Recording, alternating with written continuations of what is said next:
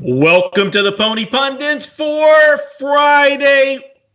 What is it? April 24th. I got to check the date. Yeah, 2/4. Just like Gulfstream, post time we ran a little late as usual. At least when Gulfstream does it, Sig, it's because they're dragging to increase the handle, get a few more bets in, and but for us, they were filming the rock, paper, scissors championship. I won't say who won or anything, but that's why we are a few minutes late getting to the show today, buddy.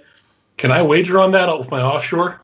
I don't know that anybody would be smart enough, and I use that word loosely, to book that. But here we are a few minutes late, and Sig's wearing the shirt today, and I guess now this is going to be a new fashion statement every week. I can't say anything because Mr. Sig himself not only hit the free pick 4 last week for you guys. If you played it, he hit it twice. And that's how we're going to actually open the show up, because we're going to explain what happened. And congratulations on that. So I'll let you, take a bow and let your, that head get a little bigger. Not that that's humanly possible, but go ahead and tell us what happened last week, Saturday at Gulfstream. Well, thank you, Marco. First off, I am superstitious, so we had to go back with the loud shirt here. I know Marco appreciates it. We hit the pick 4. We have to thank Mother Nature for it. Here's what happened. Last week, if you guys watched the show, we gave out the middle pick 4 at Gulfstream Park. It was races 5 through 8. My selections were 11, 10, 5 with 7, 5, 1, with 7, 1, with 7, 1, 2, 5, 3. It was a $45 ticket with a 50-cent base. Now, here's what happened. Race 5 went off. It was on the turf. My third selection, Grace Fable, was the winner. Race 6, the rain started coming down at Gulfstream around this time. My third selection in here as well was Poseidon, was the winner. And if you remember, I made note on the show that Marco didn't select this horse, but he had only made this is only his third career start that was coming this past Saturday. He had looked good in the previous starts, and I thought he had a chance in here, and he took it. He was one of our keys to winning this pick 4. I'm going to jump race 7. We're going to go right to race 8.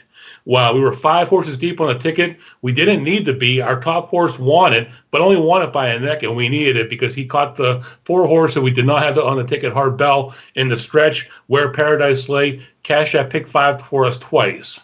Now you're asking, how'd you cash the pick 5 twice when your horse didn't win the third leg, race 7? Race 7 was scheduled originally for the turf. They took it off the turf after betting had already closed for this pick 4 sequence.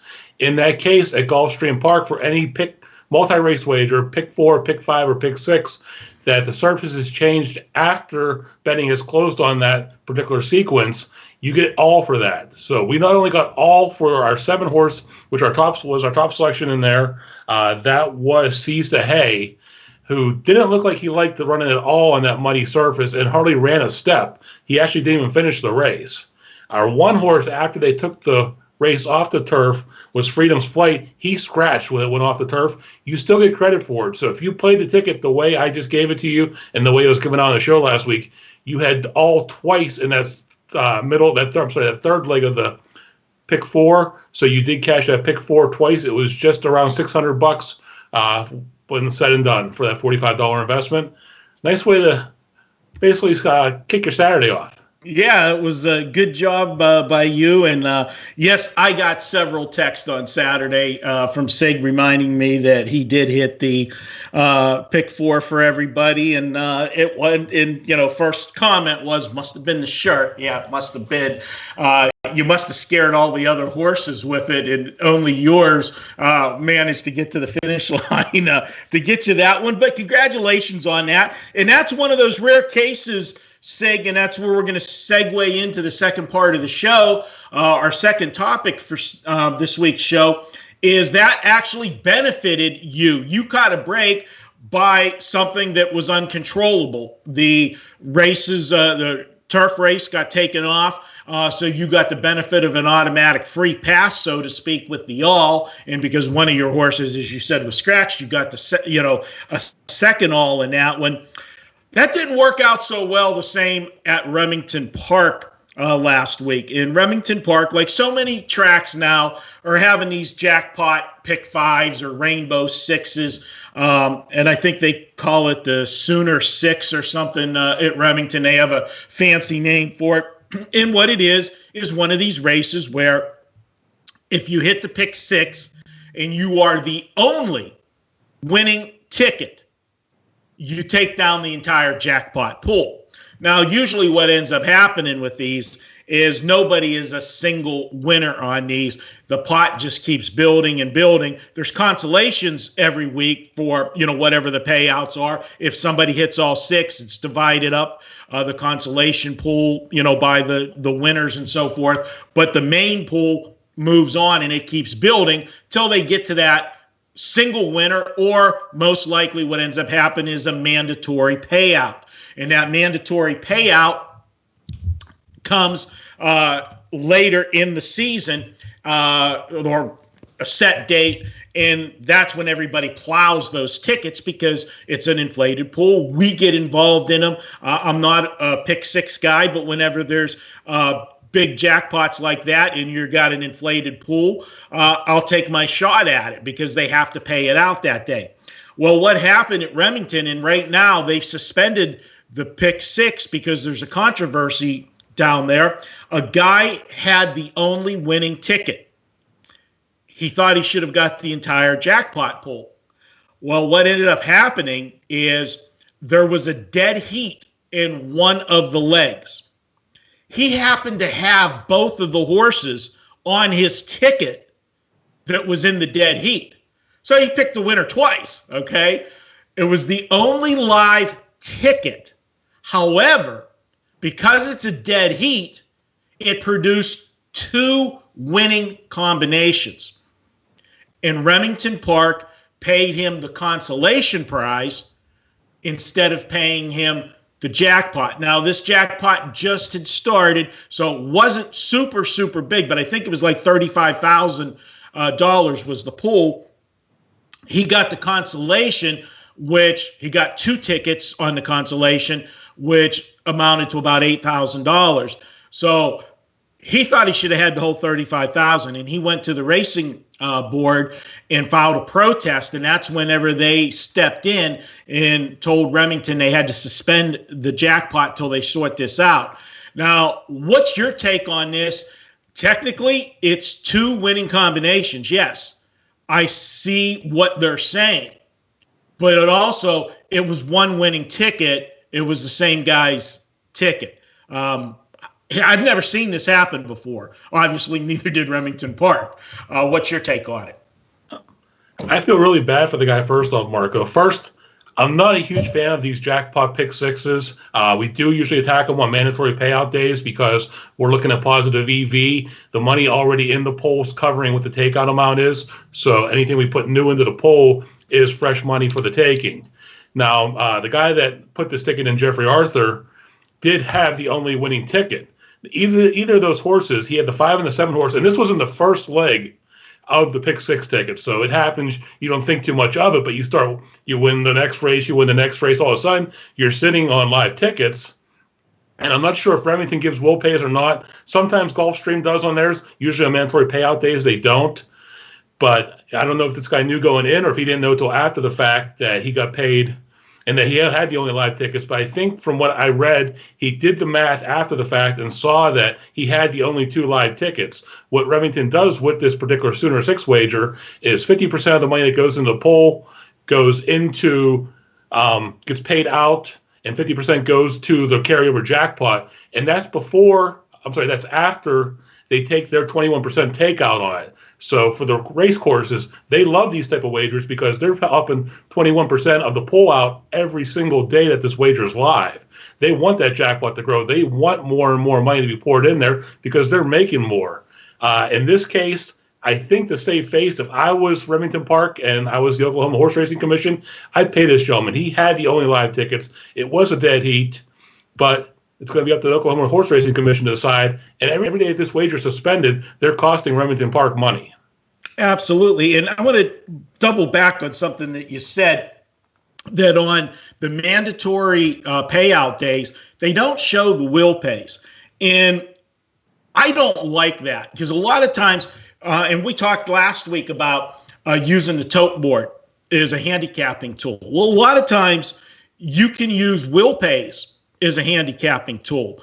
And let's touch upon that briefly, what we mean by that. If you go back to last week when we talked about, if you look at the tote board and you see a horse that was morning line of 20-1 and he's sitting there at 4-1, you know that horse is getting some live play from somebody. So it's a good indicator. Maybe, hey, let's look at this horse and use the horse in our tickets. With those live will pays, it's the same thing. You know what each horse is going to bring back, like what the daily double is going to bring back, or what a pick 3, the final leg, is going to bring back. And it gives you a handicapping tool when you're doing that particular race. When that race comes up, it gives you a little bit of an edge.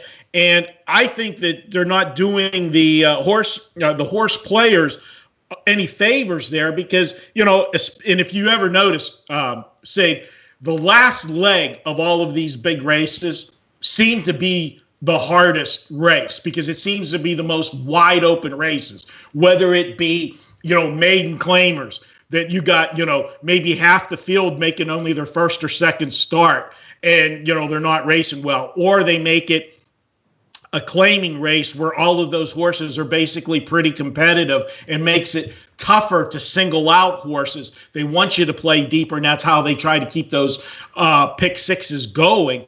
I think they should show the will pays for those last legs. That race, and it's not like they can't figure it out, obviously. It's a pick 6. The betting pool closed 5 races ago. They know what the payouts are going to be. What's your take on that?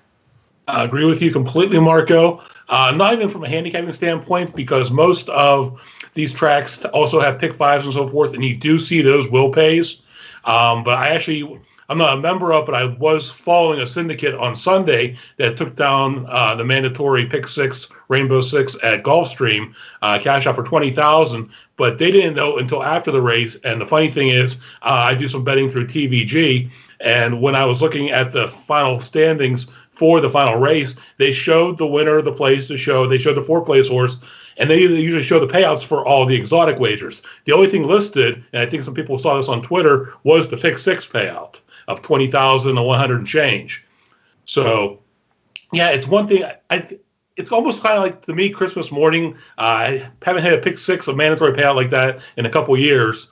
But just you're unwrapping a present, and wow, this is what we want, rather than knowing going in. It's kind of, I like the surprise element in there a little bit. I can see your point with being the handicapping factor, but I'll look at the pick 5 payouts and use that for my tote board experience. Yeah, there's no question about it that, looking in the best feeling is winning a race. Obviously, that's the best. But then that, until they put the payoffs up to see what you won, when you figure it's going to be something, decent, and then it comes up just big balloons, and, go back to that, the Derby we hit, a few years ago when we're all sitting at South Point. I'm expecting it to pay, $3,500, $4,000, and maybe a tad more, because it is Kentucky Derby Day, and we talk about how much dead money's in the pool. But when they put up that trifecta of $8,000, I'm like, well, what I was like. So yeah, that's a great feeling. Staying with our handicapping tip for this week, let's talk about another angle. And this is something, and Sig, I don't know how much you do of it. I do an absolute ton of it in regards to the Kentucky Derby Triple Crown races. I go back and I watch all of the prep races, and it's called trip handicapping. You go back, you watch the replays. Now, whenever I broke into betting horses, and, we're going back, I've been betting horses since I was 10 years old, basically going to the track with my dad. Saying we didn't have all of the technology that we have today, okay? And to be able to go back and watch horse replays. If you wanted to see a horse replay, if you were lucky back in the day, you got to the track early and they replayed the day before's races before that night's card went off. That was the extent of the replays. My home track, the Meadows, actually had a little room that they had race replays on CDs or DVDs, I should say. And you would go in, you'd ask the lady, there would be somebody there, a receptionist, and you'd say, hey, I want to see the races from such and such a day. And she would pop that DVD in for you, and you could, watch the races there. That was the extent of it. And you had to go out of your way to do it. Now with YouTube and all of the different sites that have race replays, you can see any race replay that you want. TVG has all of the race replays there, and it is really something good. I will be, when I'm handicapping a race and I see a line, I've been doing this long enough where I look at a race and I see where the horse had been running the entire race, and say, hey, did he get caught down inside here in this race? The race line just shows you the numbers. It doesn't draw you a picture. There's comment lines, and it might say, bobbled at start or bumped it, in the stretch or something. Then I can go back and look. But a lot of times, there's nothing in the comment lines. And if you don't go back and look, you're not going to see it. Now, there's a race last Sunday that I thought we had. What was it? Saturday or Sunday? I don't remember. And I texted you in the morning. It was Sunday. There was a horse that had an absolutely horrendous trip, and the horse was like 6-7 to 1 on the morning line, and it was going to be one of my biggest bets of the day, and it was, unfortunately. Okay, it didn't work out, but everybody went back and saw the same thing that I saw, and that horse got a ton of money that day. I think the horse's name was All Quality last week. He raced like no quality coming back. But this was a horse, it was only, I think, his second or third start of the year last time out, and had all kinds of trouble. When he finally got through, was flying at the end, and I just thought a continuation off of that. Usually that type of handicapping works out in your favor, and it's something I use a lot. And going back to that Derby a few years ago, it's exactly how I got the horse that finished second in the Derby at big numbers, because this is a horse that nobody was talking about. And if you went back and watched all of the prep races and watched his last prep race, this horse had a ton of trouble and was full of pace and had nowhere to go, but was able to sneak into the Derby, had enough points, and then made that big run for me. So that's something I use a lot in my handicapping. Do you use trip handicapping in your arsenal as well? I do use trip handicapping, and if you are serious about playing the horses, I think you do have to go back and watch race replays. Watch every race? No. Do you have to watch races with big name horses? Yes. Stakes races? Yes. Derby prep trail races? Yes. You're looking for that diamond in the rough. You're looking, and the thing is now, with, like as Marco said, all the replays available, everybody can read the past performances. Everybody can read the trouble line that says checked in the stretch, poor start, bumped in the stretch. The thing is, you need to find the subtle things. The horse that may have been making a move that got this, maybe got cut off at the rail, and it's not mentioned there in the past performances. You need to know that. You need to put that horse in your stable, and then look for that horse next time he comes out. There's a lot of applications out there and a lot of ADWs that offer virtual stables. The one I like and I use is Horse Races Now. It's an application that you can have your favorite horses, your favorite tracks, your favorite trainers. And what it does is it'll send you a notification when your horse works, when your horse is entered in a race, even when your horse hits the board in a race and so forth. But I usually know 4 or 5 days in advance when a horse that I've been following is going to run. I know every time he works, I get a workout report showing where he ranked, what he ran, what distance, what the timing was on it. So it's something you want to keep track of. But the biggest, in my opinion, the biggest thing about trip handicapping is finding things that other people don't see and that aren't noted in either the past performances or by the guys on TVG talking about the horse, is when you catch those, that's when you catch the 15 to 1s, the 20 to 1s, the 70 to 1s. Yeah, and I'll tell you that race that really I feel that these work better in, and you mentioned the Triple Crown races, the big races. Yes, because you're talking about all top class horses. And so you want to see if somebody had a disadvantage in some way where they could benefit with a cleaner trip. Where I will tell you another situation where this works very well, Sig, is when you have horses that are racing in the same type of class. And when we talk about claimers, generally, and I used that as an example when we talked about the pick sixes and that, they use those type of races as one of the legs because they're generally the harder races to handicap, because most of those horses that are entered for that price tag basically are all worth that same amount of money. They're very competitive. And sometimes it's the slightest thing that makes the difference in that race. And a perfect example of that would be if you have a claiming race at one of these cheap tracks, and I hate to call them cheap tracks, but if it wouldn't be for the quarantine, nobody would be betting Will Rogers or Oaklawn Park, okay? And kudos to them and the job they've done. And I'll tell you what, Oaklawn Park, it doesn't matter. When they say it's post time, it's post time. They have them at the gate and loading them up. Not like we joked at Gulfstream where it's 0 minutes to post. And if that's when it first officially went to 0, you got at least 5 more minutes at Gulfstream before the race actually goes off. But at Oaklawn Park, these smaller tracks, we refer to them, and it's a term that's kind of degrading, but everybody uses the term. They're bull rinks, okay? They're short tracks. Oaklawn Park's a 5/8 mile track, okay?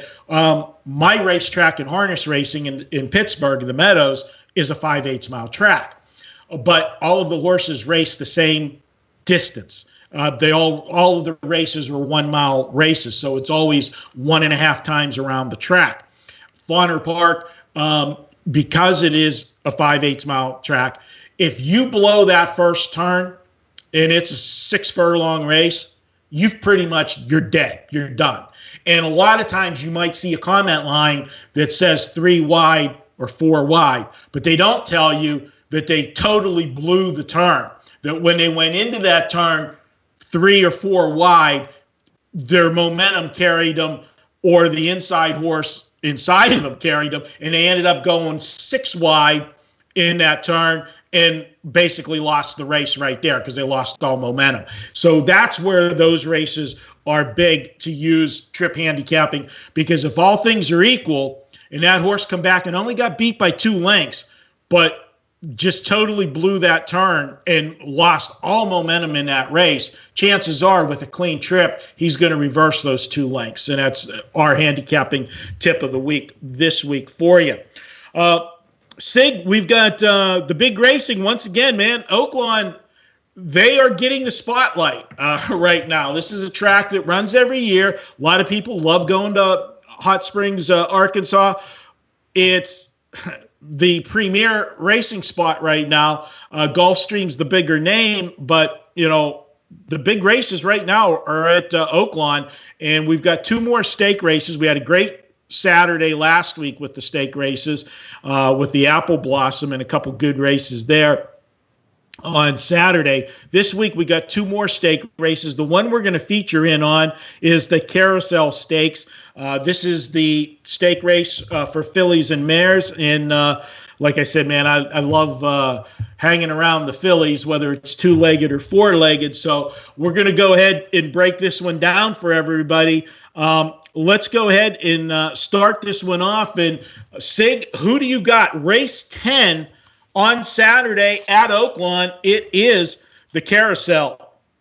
Race number 10. I am looking forward to the return of Bellafina for her 4-year-old season. We haven't seen her since we haven't seen her since Santa Anita at the end of December last year, and she's had a few months off here. She had this was the race was at the beginning of last year. She reeled off, I believe, 3 or 4 straight wins, looked unbeatable, and then she got into the second half of last year and always was game for a race, just never seemed to get there at the end. I think she's a great racehorse. I'm looking forward to seeing her. And we'll be talking about a little bit later about our pick 4 play, but she is my top choice in this race in the pick 4.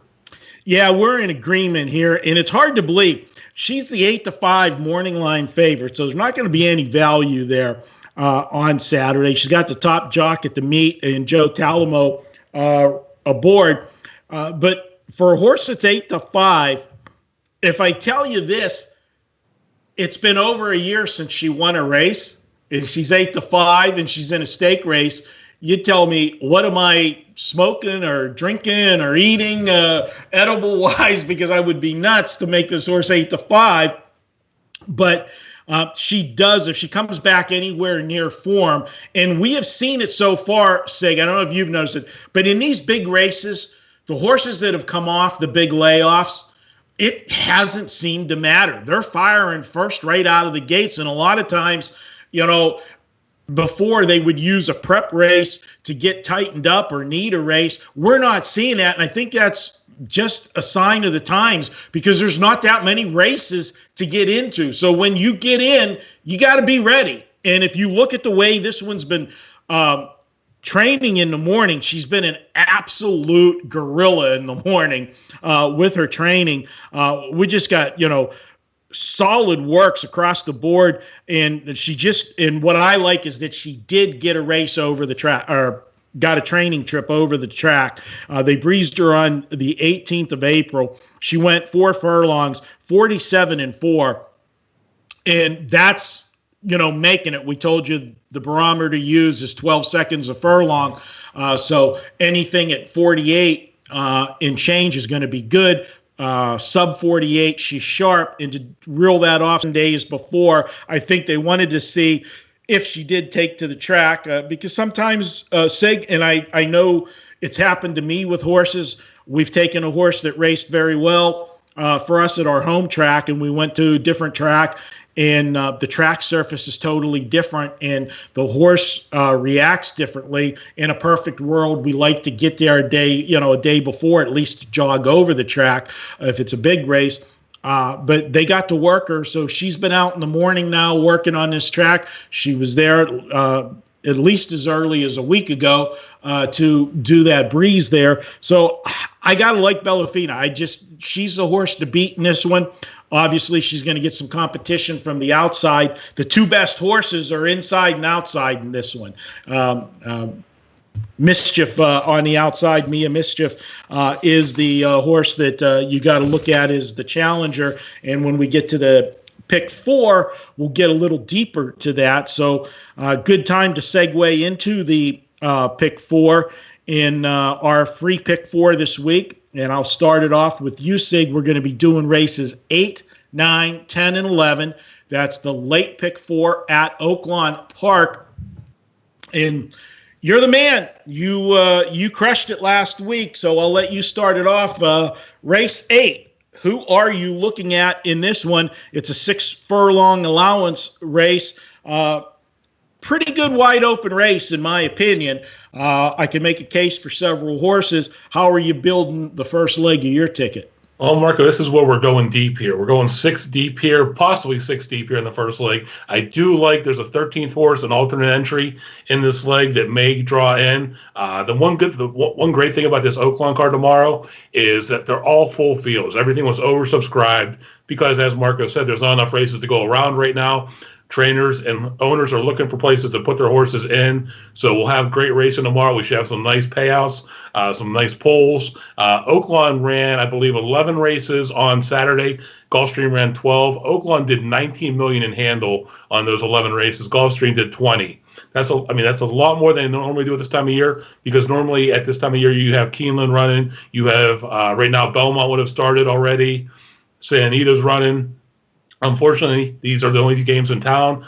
Word is Santa Anita may be opening soon. The NYRA is talking about opening Belmont later in May right now. It's still all rumors, but hopefully get some more tracks running here. We'll get some more races going for you guys.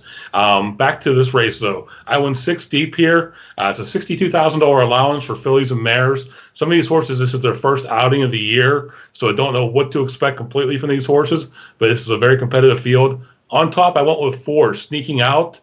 It's a 4-year-old filly. We haven't seen her since last summer at Del Mar, and she finished 6th in a Grade 3 out there last year. Following that race, she was switched trainers. She went from the barn of Keith Osormo to the barn of Jerry Hollendorfer. Prior to that 6th place finish at Del Mar, she had finished in the money in every other race of her career. There's a lot of talent there, and she's faced some tough competition. So if she's ready off this layoff, which Hollendorfer usually brings them in ready, I think she's ready to fire. And the fact that they're coming back to a sprint distance in this race, she was routing before that, is something definitely a positive with this horse. Yeah, I'm in agreement with you on the 4-horse sneaking out. And just note, you said it was previously trained by Keith DeSormo. Jerry Hollendorfer had the horse before that. So he's just getting the horse back. And if you remember, Sig, last year, there were some problems, whenever Santa Anita had all of those horses that were breaking down and dying, different things happening at the track, and there was a lot of controversy. One of the trainers that was the center of that, he had multiple horses, was Jerry Hollendorfer, and he wasn't they weren't accepting his entry, so the horses had to go to a different trainer. So it's back in his hands now, and expect big things out of this horse. And I want to touch on one thing real quick where you said about the full fields. And a lot of people out there got to be saying, well, if there's so many horses and these are the only tracks that are open, why don't they just add more races, okay, and have more races? That solves the problem. It doesn't solve the problem. And I know you made the statement that how much money is being bet. The problem is nobody's on the grounds at the tracks, okay? So all of that money that's coming through is coming through simulcasting. The tracks have to Oaklawn Park's not making all of this money. It's helping them tremendously. They get the lion's share of it, but they're paying out a ton of it through the simulcasting to the TVGs and, Betfairs and anybody else, Express Bet that are carrying these races. Where the horsemen's pull from the purses come from, part of that goes into the horsemen's pool, don't get me wrong, but most of these tracks that have casinos, and the Meadows in Pennsylvania is definitely one of those, Gulfstream is a track that has a casino attached to it. Most of the racetracks anymore have casinos attached to them, and that's why horse racing in a lot of these jurisdictions are still there and running.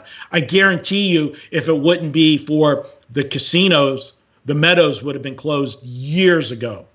And I almost got out of the horse business because the purses had become so bad, and it just wasn't a good sign. But that's where the money comes from this. So they don't have the money to just throw extra races in there and sustain the size of the purses that these horses are used to running for. So that's the reason for the big tracks like that. Fauner Park and that, their purses are nowhere near what these other tracks are.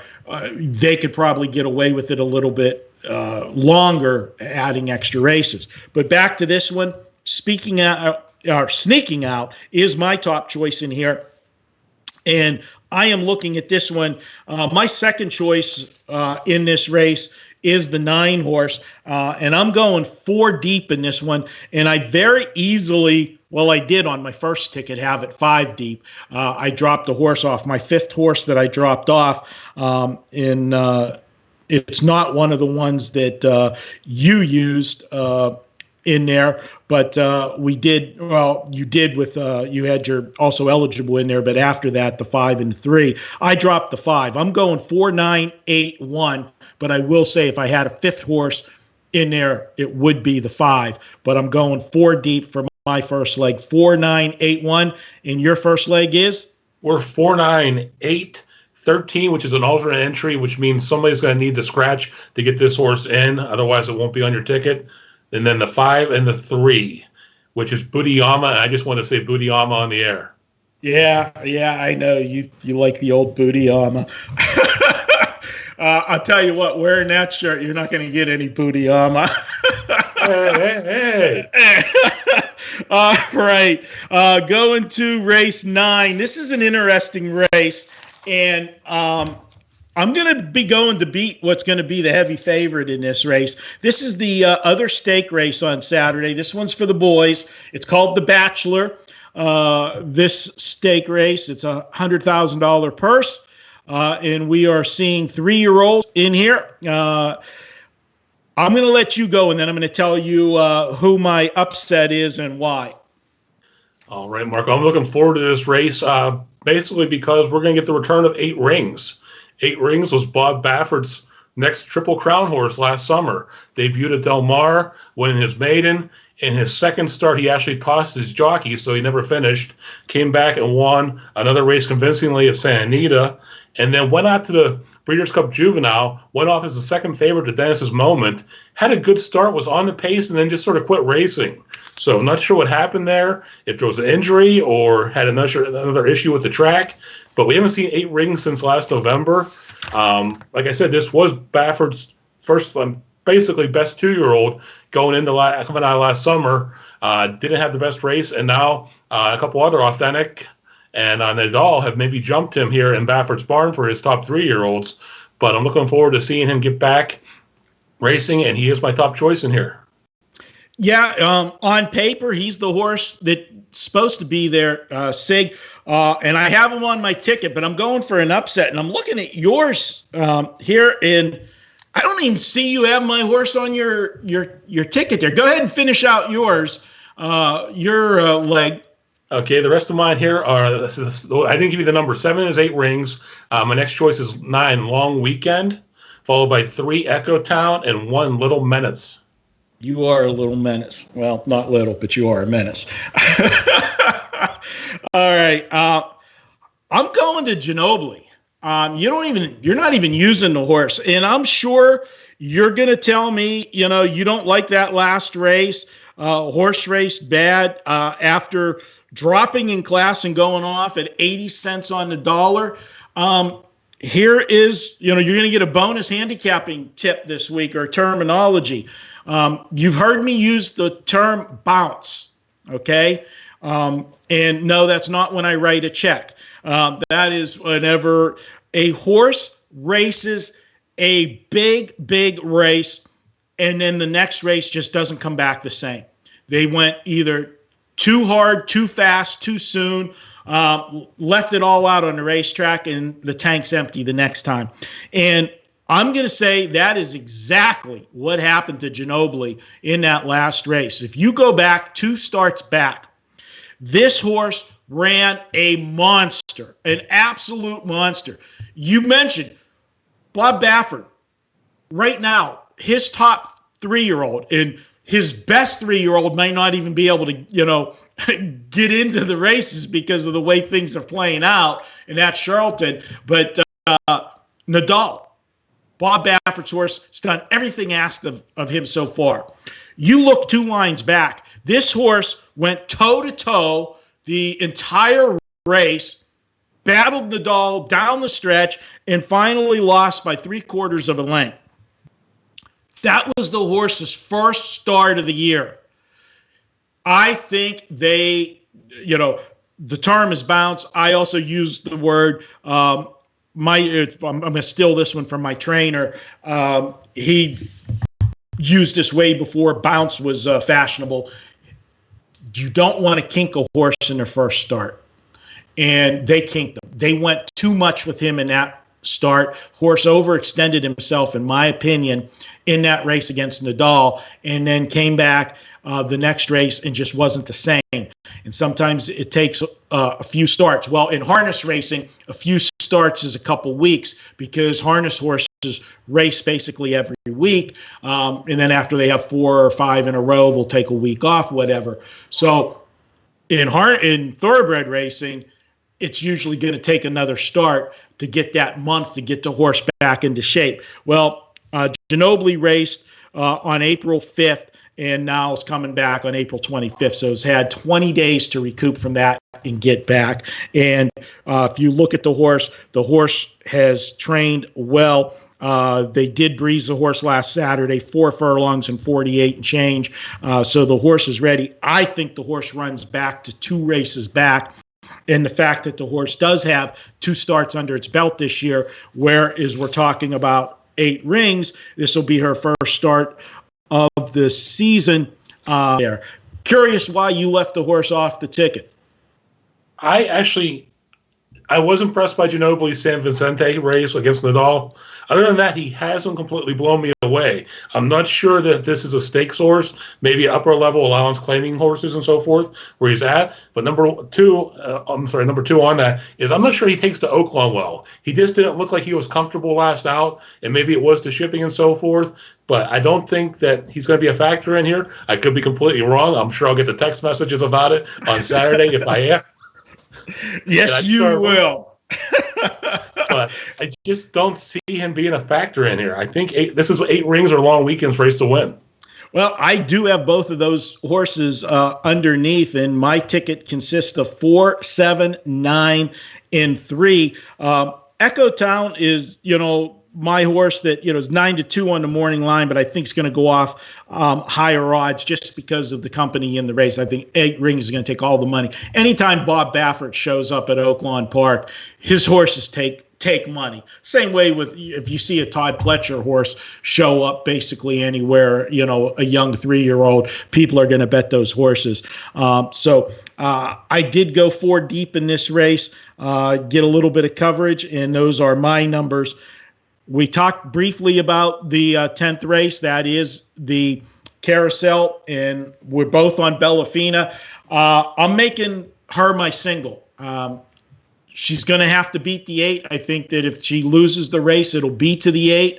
But I am going to go with Bellafina. I like the way the horse is training, and my pick 4 is going to, the single is going to be Bellafina, and that's what's going to keep the cost of my ticket down and lets me go deeper coverage in the other races. So for me, it's all about Bellafina. The other horses that I do like in that race were the 8, then the 2, and then the 6 when I get to that race as far as just playing that race. But as far as the pick 4 goes, I'm singling Bellafina. Right. And I respect that. I couldn't single her just based on the fact that this is the first start in over 4 months for her. And the fact that Mia Mischief is just a quality horse, now 5 years old. The horse just keeps winning. It's hit the board in 16 of 20 career races. She won her last race after overcoming some early traffic by more than 2 lengths. And the last race appeared to be a prep race because she was coming off a little layoff too for this race here. I think if she's on her game, she gives Bellafina all she can handle. I'm using both of them in here. Those are the only 2 I'm using on the pick 4 ticket. If I go a little deeper, Midnight Fantasy's coming in off a 2-month layoff, but did have a bull at work here on Saturday, going 4 furlongs in 46 and 2. She's definitely one of the horses going for the lead out of the gate. I do expect Bellafina and Mia Mischief to sit right off of her. Following that, I had Sunnydale coming in here off of 3 straight wins. Doesn't appear to be fast enough to run with these horses, but her numbers have been improving. And the 6, Amy's Challenge, who Marco mentioned, the 5-year-old mare doesn't seem to be taking some time off. She was off 7 months prior to running 2 races here in February, and then she's been off for the last 2 months. She does have 3 wins over this Oaklawn surface, so she did take to this track. Could be a factor in here if there is a pace breakdown. All right, going to the final leg. And you ended up going just too deep in this one, so I'll let you start it, Sig. We have the same 2 numbers in our tickets for race 11. You have them 1, 2. I have them finishing 1st and 3rd. But go ahead with your 2 here in the 11th race. I almost singled here, Marco, but as we know in the last race, weird things do happen. Number 4, Unrighteous, is a Todd Pletcher trainee. The Colts Out of Violence, which usually produces some young starters that do very well. He's coming out of the Tampa Bay Derby, where he didn't seem to run a whole lot, but that was a very well-contested race. It had a pretty good pace to it. He looks like he should be able to handle this field today pretty well and break his maiden here on his fourth chance out there. Angelo Rosario's picking up the ride here for Pletcher, and he will be aggressive with this horse. I think he's going to go out for the lead and just try to take him wire to wire. My second choice in here, if Unrighteous falters, is Copper King. He's a 4-year-old colt now. Hasn't won a race yet, but he was purchased back in 2017 for $625,000. So his connections definitely have some faith in him here. They just keep trotting him out there. He does run for Steve Asmussen, and Asmussen has his best jockey on him, Santana. If Unrighteous falters, I think Copper King picks up the scraps. Yeah, Santana's been riding tremendous lately. I agree. I have the 4-horse as well. That is my top choice. Unrighteous, this is one of those ones, Sig, where he's either going to win going away or we're going to end up getting balloons in this race. And that's why I went deep. And, on paper, you go back to 2 back, and he ran that 89 buyer, and you look at it, finished a solid second career start. He's thinking, all right, this is it. But Todd Pletcher for a horse that was in a maiden race. And I know it was a decent field, but as we talked about, when Bob Baffert shows up somewhere or Todd Pletcher shows up with a young horse, and you got big price tags on horses. Now this one wasn't one of those, but they get a lot of bet at the window. And in that maiden race, second start, and I even go to his first start, he finished 4th in his first start, beaten 14 lengths. So nothing impressive about that. But he really didn't get bet overwhelmingly in that race. He went off almost 5-1 in that race. Then he come back $4.20 on the dollar in the second start. And after he raced good there, he got some play in the Tampa Bay Derby, because obviously what a big jump in class that was to go from a straight maiden race to a, Tampa Bay Derby, going to a grade 2, prep race for the Derby and everything else.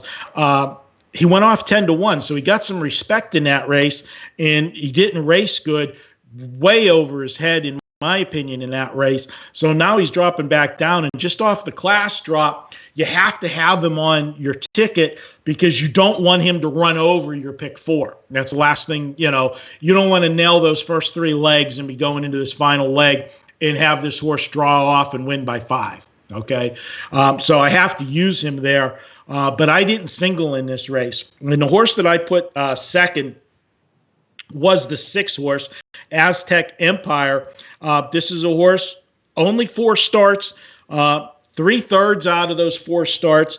Buyers have been, steady. This is a horse that I think can get a trip. And last time out, had the lead, then faded to 3rd. If they just put this together with this horse, and has been racing at the distance. So, he's faded, 3rd last time. Maybe this isn't the distance for him. Maybe he needs to get cut back a little bit. But only 4 starts. He's got the license to improve. I have him on the ticket. And then obviously the most dependable horse, consistent-wise. He hasn't won, but 9 career starts. He's got 4 seconds and 3/3. He's 7 out of 9. You can't leave Copper King off your ticket. And obviously, when you're dealing with a horse that you paid $625,000 for, you're gonna give the horse all the time he needs. Although he's only got like just under 85,000 in career earnings. He's got a long way to go to get that investment back for the owners. So I have him as my second choice or third choice. And then I went to the extreme outside, not extreme outside, but I went to the 11. And this is a horse that I think has a license to improve. The horse has hit the board 4 of 9 starts, has shown improvement, has speed figures that is comparable to the major contenders in this race.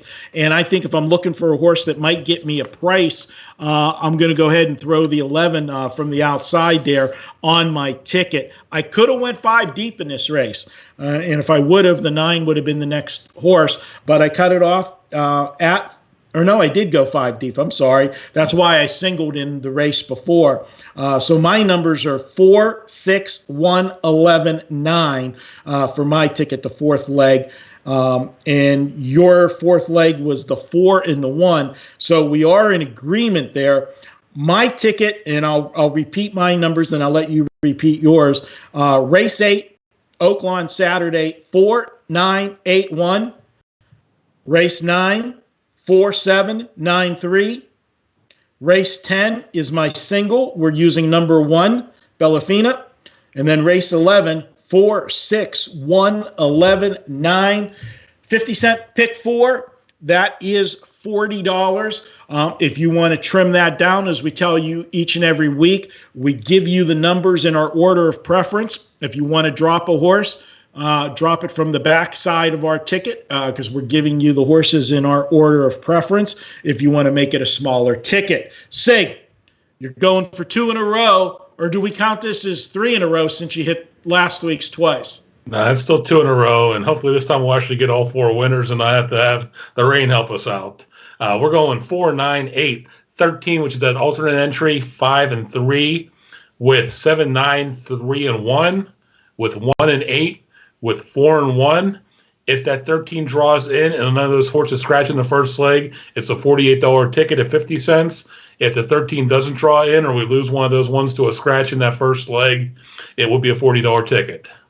All right, so we're pretty much constructed the same size ticket this week, and that is our pick 4 for this week, and hopefully everybody will do well on Saturday. It was a nice score, taking $600 with – how much was your ticket last Saturday? Do you remember?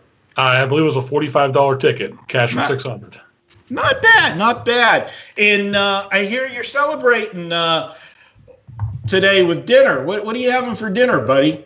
Well, when you can't be in Vegas and it's coming up on Derby week and you're missing your favorite pizza, you can get Pizza Rock delivered anywhere in the USA. I did not know that until about a week ago. Thank you to our buddy Mark Meltzer who shared that on Twitter. And I have 3 Pizza Rock large pepperoni pizzas sitting in my fridge just waiting to go in the oven this evening. Very much looking forward to it. Okay, 3 Pizza Rock pizzas. They're all going in the oven tonight. Well, they have to go one at a time, but I mean, one will cook while I eat one, and then another one will cook while I eat the other one. And you know I like my Pizza Rock. I do know you like your Pizza Rock. And speaking of which, we are looking for sponsors for the Pony Pundits show, Pizza Rock, if you're listening. Yes, definitely. We could be paid in meatballs.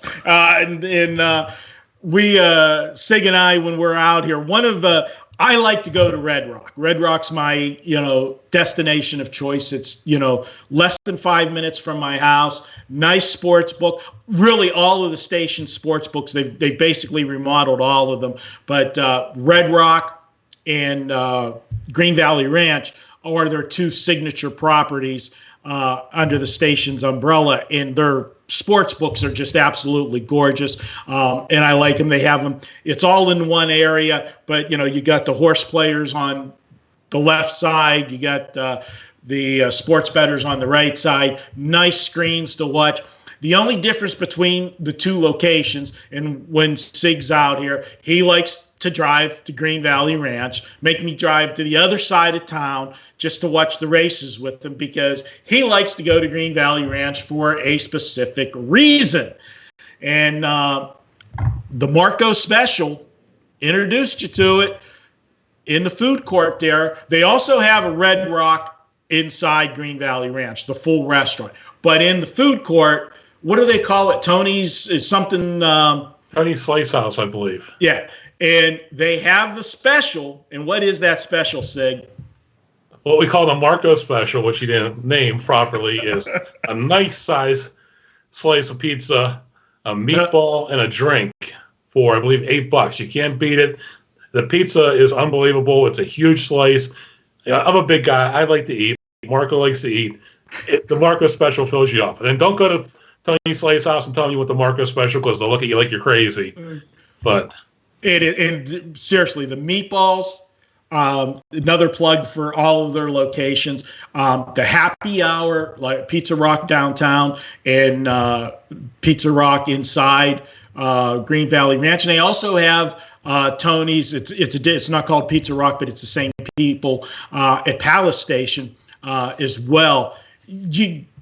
Many happy hours I've sat there and we've ordered multiple orders of meatballs. Yeah, meatballs, and you get some garlic bread, and you're dipping in the extra because they don't just bring you meatballs; they're swimming in sauce too. And I'm sure at some point I'll go through the phone and find some of our pictures of the meatballs, and we'll post it on Twitter for you guys. So tonight. Usually, all of our favorite places in Vegas when I go to, it's a little game that me and Sig play. I eat, I take a picture of my food, I send it to him, and he sends me a text back immediately. It's a 4-letter word with ER at the end of it. And you can figure it out. It rhymes with duck. Fun game, but tonight you get to play it. Because you're going to be sending me Pizza Rock live from Sig's home. Yeah. Real quick, Marco, I got 2 quick shout-outs. Number 1 to my clients today. We cashed the early pick 5 and the early pick 4 twice at Gulfstream. Thanks for riding along with us. And number 2, guys, if you didn't see, check out Twitter or check out my homepage at WagerTalk. Johnny Detroit and the WagerTalk people put me on special here after last Saturday's pick 4 score. You can get a whole year of my plays, selections, every Thursday, Friday, Saturday, and Sunday, Triple Crown races, Breeders' Cup, when they do run, everything the full year of $2.99. Can't beat that. That is a great price, and I actually was just going to segue into that, Sig. So I know you were panicking that I wasn't going to get that in there, but it was on my list there to get into you because I was going to, make the joke is that, hey, if you subscribe to Sig, and you follow his horses, you too can be ordering pizzas from across the country. That's how he rolls, my man. Whenever you hit those pick 4s, pick 5s, and everything else, you order pizza. How many miles away is Pittsburgh to Las Vegas? About 2,000. Yeah, okay. Yeah, that's how the man rolls, and you get to wear ugly shirts, and nobody can say anything about it. Hey, it's not an ugly shirt. All right, guys. Hey, I hope you enjoyed this week's show. I want to remind you, Wager Talk. I'm going to get yelled at from the press. I was supposed to bring this up at the early part of the show. But, hey, do us a favor. Tune in every day, Monday through Friday. We have 2 shows daily, 12 noon Eastern and 3 p.m. Eastern. You can pick up a show. We're here every Friday, 3 o'clock Eastern. Do us a favor, guys, when you go to YouTube. Give us the old thumbs up, hit the subscribe button, hit the notifications. This way you'll never miss a show. You can go back and know that we had a show. You can go back and check it out on our YouTube channel. And you know what? Leave us comments, whether it's on Twitter, on our YouTube channel. We like to interact with you guys. You have questions for us, feel free to ask Sig or myself. You can follow Sig daily. He has a card up. He concentrates generally on the main track that he's focused on. Gulfstream Park is where he's been. He'll also cover the big races for you. I'm there mostly on the weekends with the tracks around the country. And because we've been bored as hell, nothing else to do, we're doing races during the week too. Never in my life did I think I would be betting Fawner Park on a daily basis, but you know what? It's the only show in town. I am hearing rumblings, though, Sig. Some more tracks are on the horizon, and hopefully Santa Anita will be one of them very quickly. I'm starting to hear some word that maybe be some movement in Pennsylvania, and I am rooting big time for Pennsylvania racing to get back. Then I might be able to give you guys some tips from some harness tracks as well, and tell you when my horse is racing there at the Meadows. So till next week, for Sig, follow him at Sig Las Vegas. Myself, Marco D'Angelo, follow me on Twitter at Marco in Vegas. That has been the Pony Pundits for this week. We'll be back next week. Until next week, guys, hope to see you in the winner's circle. And Sig, do me a favor, when we do get back to racing in a